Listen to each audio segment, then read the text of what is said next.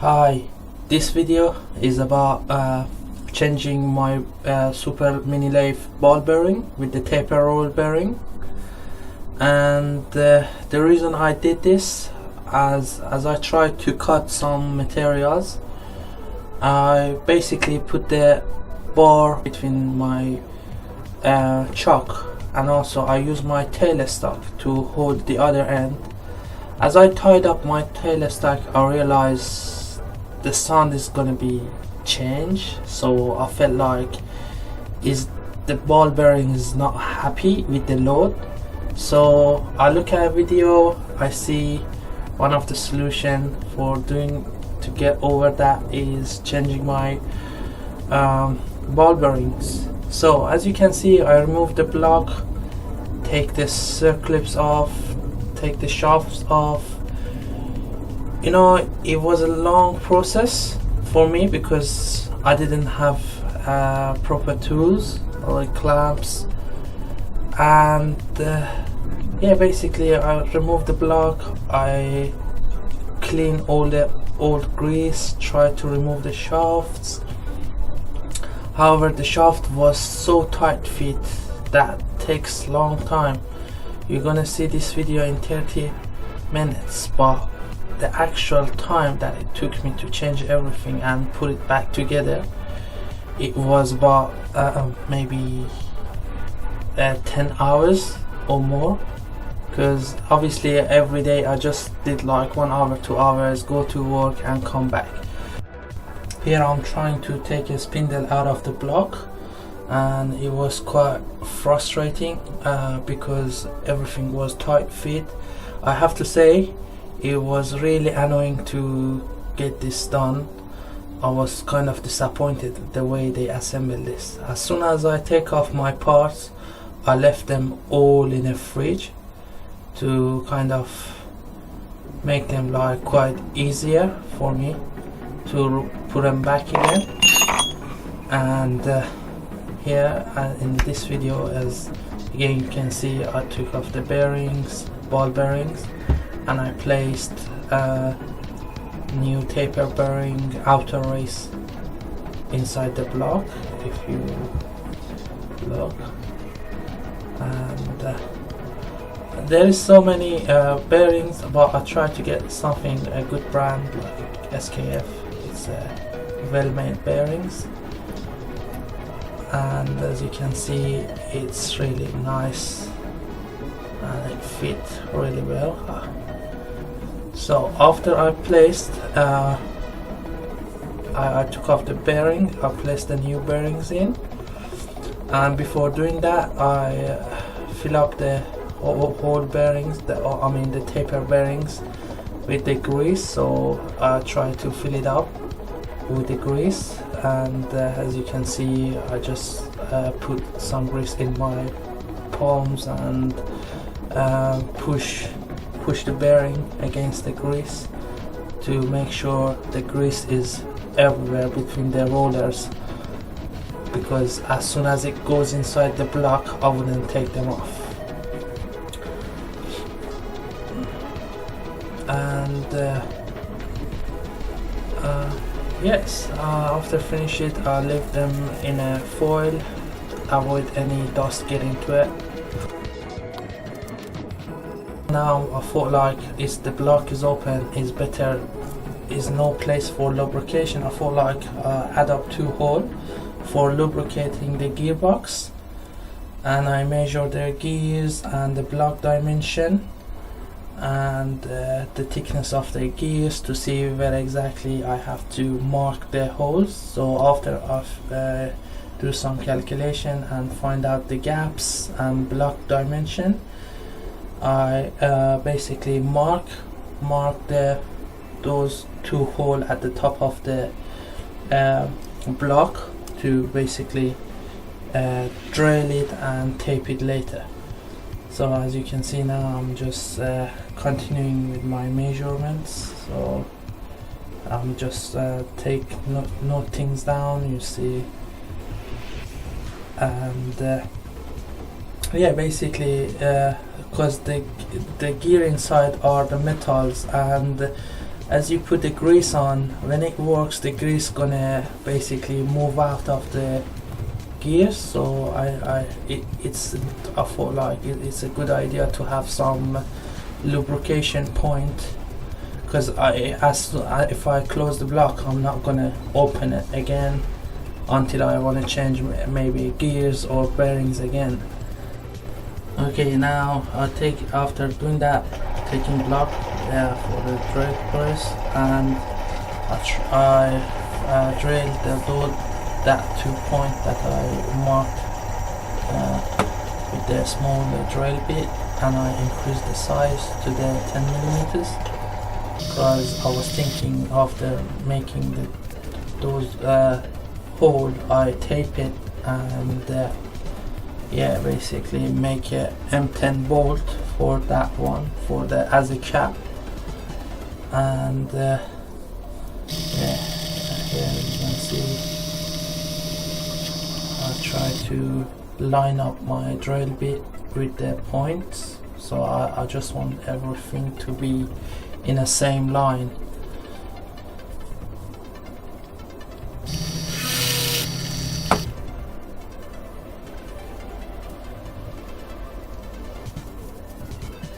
Just keep cleaning after each drill, change the bits to the bigger size.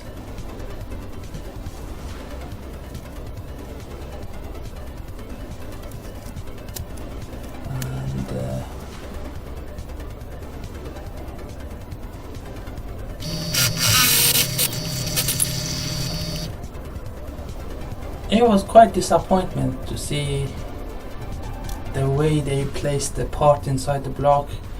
It was I noticed it was like they used force and too much hammer to put everything in a place, and everywhere was paint on the old bearings. The old bearings was damaged, so it was good idea to change it.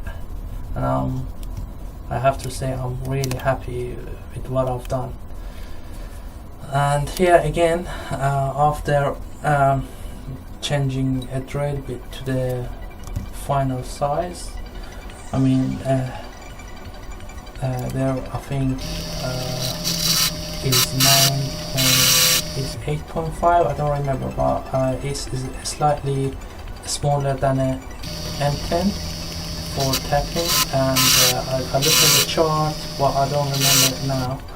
I think it was 8.5 or 9 for taping for the M10. And here I use my tab on a drill just to ensure my trade is straight. So I slightly push down the press and the drill tip, and with my other hand twist the tab and make sure it's exactly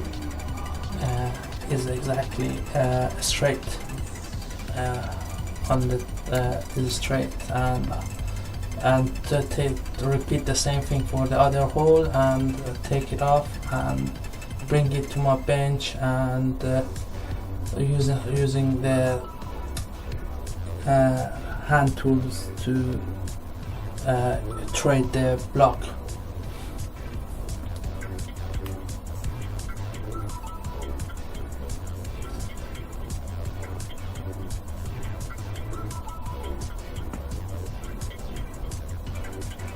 I use some lubrication to make sure it cuts easily and better, so I didn't want to damage my tab. So I keep turning and doing forward and back for I did like twist it clockwise and anti-clockwise to ensure I remove the chip from the block, because if you just continuously turn it clockwise, it's gonna be hard and harder, and you might damage your tab or trade. So it's good idea after half a turn and you just go anti-clockwise and again back to the point where you were. And at some point you realize the tap is done, so I mean the thread is complete and it's easily and smoothly twist. So after finishing my thread, my thread, I cleaned off the block and even those holes with some small magnet, and clean any chip left over from my drill or my tap tools. I also cleaned off the bearings and the outer race, if I don't mistaken. Yeah.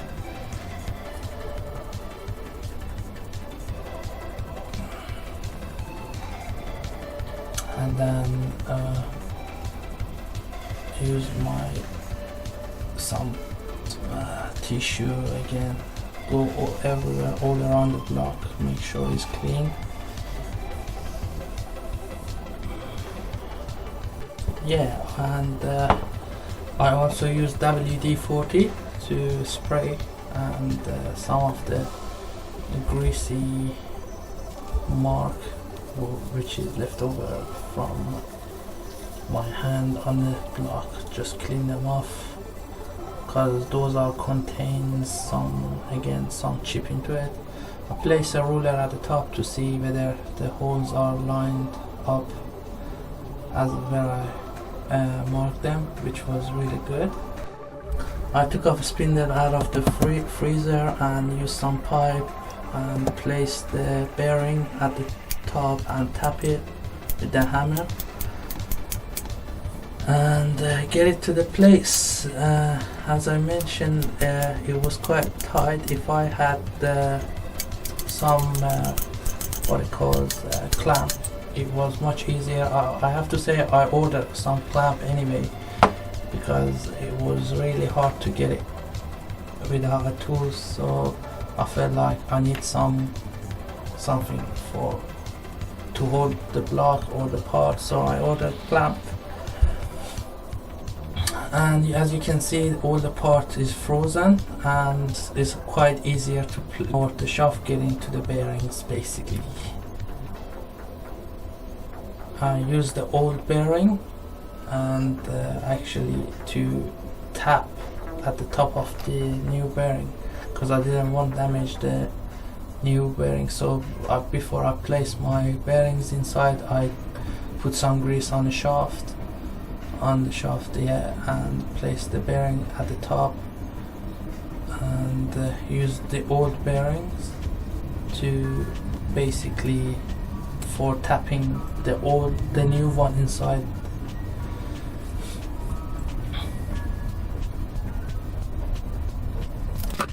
I have to mention something before I forgot. As I close up and assemble the parts, I realized the gears inside the main gears, which sits on a spindle, is touching the body, touching the inside block, and this is because of the spacer. As we change the ball bearings, there is slightly more gaps inside between the two bearings. So, and after close everything up, I realized all my main bearings touching the block, so I redo it again. What I've done, I used my 3D printer to print out two 2 millimeters spacer for each side of the gears, and basically to ensure the gears is right middle of the empty space in the block. And again, I to grease all the tooth for the gears, and you're not going to believe it, I took off about a half a liter grease, unused grease inside the block. It wasn't even used. It was like one side of the block. I don't know why they put too much grease on that, And yeah, basically, as I mentioned, when the gears are mashing, whatever is inside between the tooth is gonna move out. So it's really good idea to have some lubrication point. I was thinking to make maybe some reservoir to make the gears basically spin inside the oil, but I realized it's gonna leak and there is too many holes. I need a good seals for them. So I thought, like, no, it's better to just add up 2 holes at the top.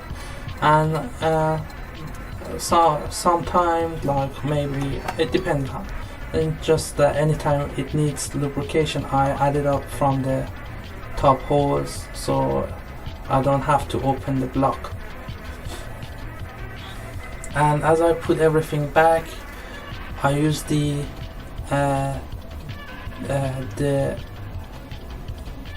fasteners at the end of the spindle to basically push the other bearing inside. So I didn't use hammer or any impact tools for the other end. All I did just place it on the bar, and I used the bolts to tighten it up and get it to the place.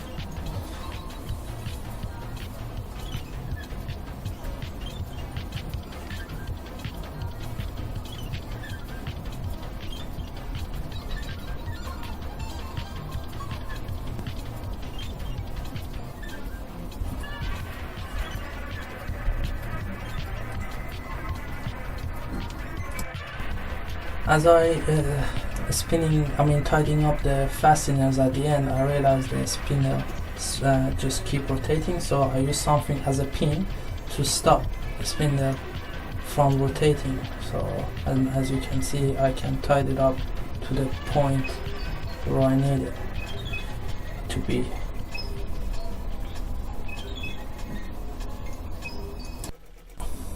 Yeah, after assembling the spindle in a block, and I put another shaft which is below the spindle, and I put the gears in on that bar, and put the grease, put back the shifter on, and make sure again there is the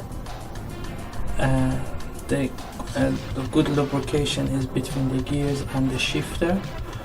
And that shifter is just changed for the 2 gears, so just one is the high and the other one is the low speed. But with the low speed you're gonna get a slightly more torque, so I mostly use the lower speed one.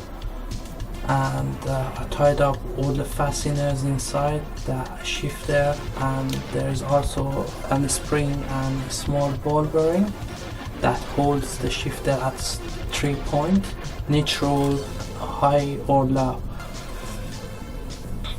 And yeah, basically try to change the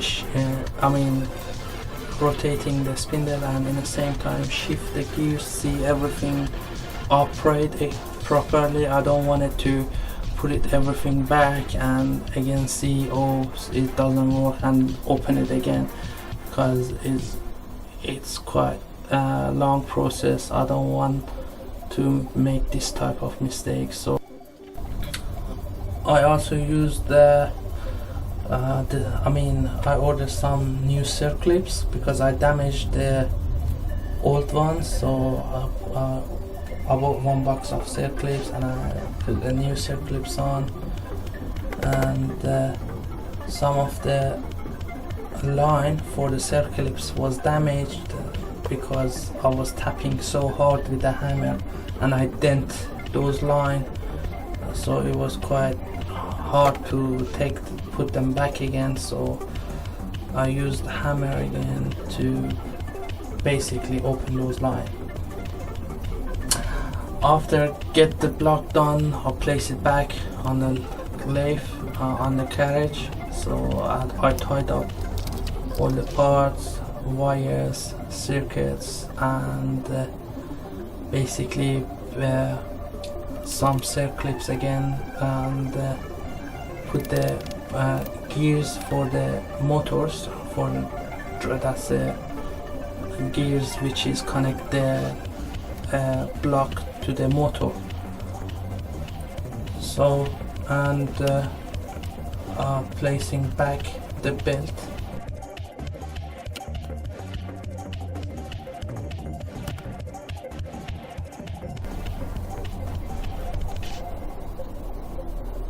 And placed there was 2 wires for the switch, which it goes to the other side from the controller board, so back of the controller board.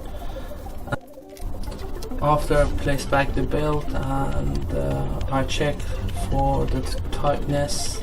It shouldn't be too tight or too loose, so I think I had about 1 or 2 centimeters of play on the belt, which it looks decent to me. So, and I tied up the motor in the point where it should be. I connected ground wire or earth wire to the block, and put the gear shifter at the back on the block and tie things up.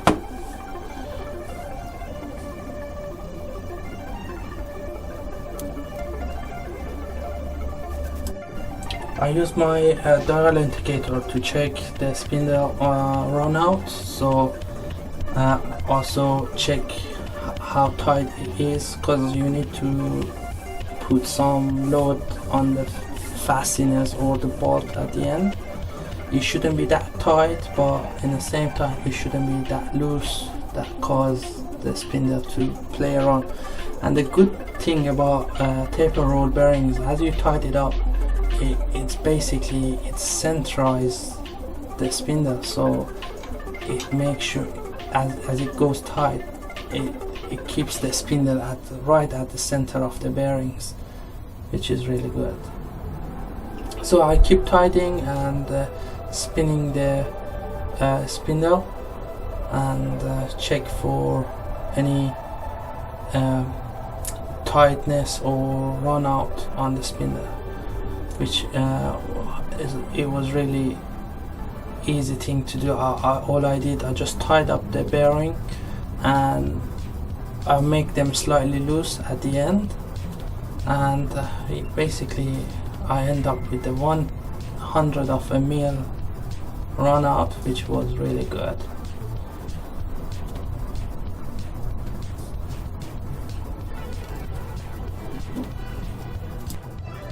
So after checking everything, I put back the second bolt, which is for the readout. So there is some magnet into that bolt, so I put it back and tied it again. I also placed back it reads the speed of the spindle, so I place it back.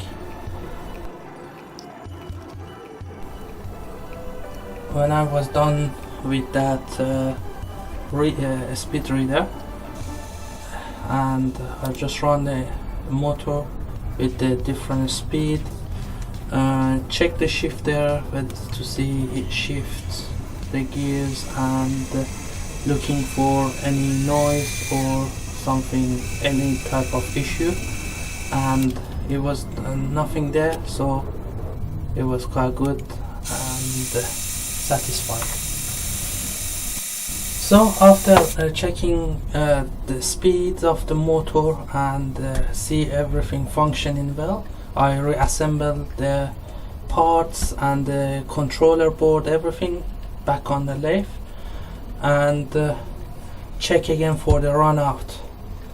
And in the next video I'm gonna do some adjustment on the tool post and make 2 screw for the lubrication point, and polishing them and place it back.